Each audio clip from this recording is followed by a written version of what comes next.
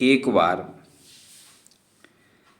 श्रीधर नाम के आज से 400-500 वर्ष पहले एक संत हुए। श्रीधर जी बीमार हो गए, वृद्ध थे, बीमार हो गए। तो श्रीधर के शिष्यों ने भगवान से प्रार्थना की, भगवान का कीर्तन गाया, भगवान से प्रार्थना की कि हमारे गुरुजी का स्वास्थ्य ठीक कर दें। संतों की प्रार्थना भगवान ने सुनी और श्रीधर जी ठीक हो गई।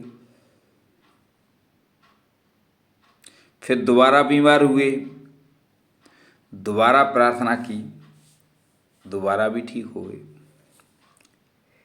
परंतु स्वप्न में श्रीधर जी से भगवान ने कहा कि भाई, बीमारी का इलाज तो वैद्य भी कर सकते हैं, आप मुझे इन छोटे छोटे कामों में क्यों उलझाते हो? इस बीमारी के इलाज के कार्य में मुझे क्यों उलझाते हो? मुझे बड़े काम करने दो। श्रीधर जी को सपना हुआ। श्रीधर जी ने अपने शिष्यों से कहा कि मैं जब बीमार हूँ तो मुझे वैद्य के पास ले जाओ, उन वैद्यों से इलाज करवाओ, भगवान को इन कामों में मत उलझाओ। इसके बाद उनके शिष्य श्रीधर जी का बीमार होने पर इलाज वैद्य से कराने लग गए। परंतु श्रीधर जी को इससे प्रेरणा मिली कि मैं छोटी छोटी बातों पर ध्यान देता हूँ, इससे अच्छा है कि मैं कोई बड़ा काम करूँ। और उन्होंने श्रीमद् भागवत पुराण की टीका लिखना शुरू किया और कुछ समय बाद श्रीमद् भागवत पुराण की टीका लिख कर के तैयार कर दी। श्रीमद् भागवत पुराण बहुत बड़ा ग्रंथ है जो संस्कृत में लिखा हुआ है। उसका टीका लिखने के लिए लोकल भाषा का प्रयोग, हिंदी भाषा का प्रयोग या किसी क्षेत्रीय भाषा का प्रयोग करके उसको लिखना बड़ा कठिन काम है।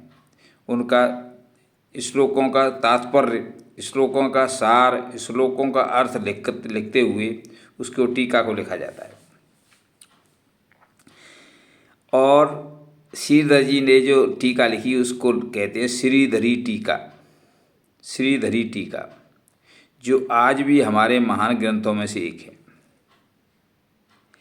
इस घटना से सिद्ध होता है कि न तो भगवान को छोटे छोटे कामों में, आप अपनी छोटी छोटी परेशानियों को जिसको आप दूसरों से दूर करवा सकते हो, उसमें भगवान को इन्वॉल्व मत करो।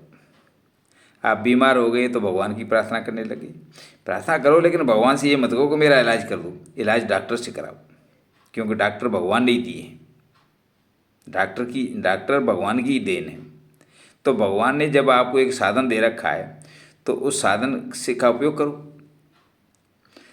अब दूसरी बात यह है कि आप भी छोटे छोटे कामों में मत उलझो, किसी महान कार्य में लग जाओ जो दूसरों के लिए, जो दूसरों को लाभ दे सके, जो परोपकार में काम आ सके, जो दूसरों को प्रेरणा दे सके, ऐसे कार्य में लग जाओ तो आप अपने जीवन को भी सफल बना सकते हो।